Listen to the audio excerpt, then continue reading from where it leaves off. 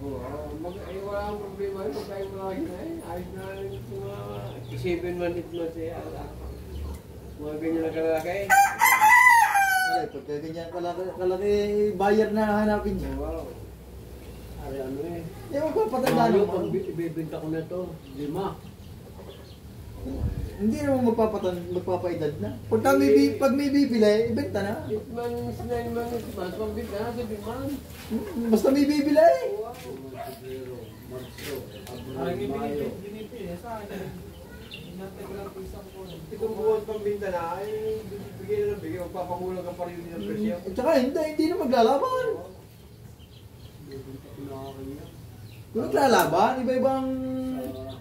iba-ibang may gulang. Pero pagka ganyan, Tira mo lang yung mga payo, mga pamati para tutulis natin.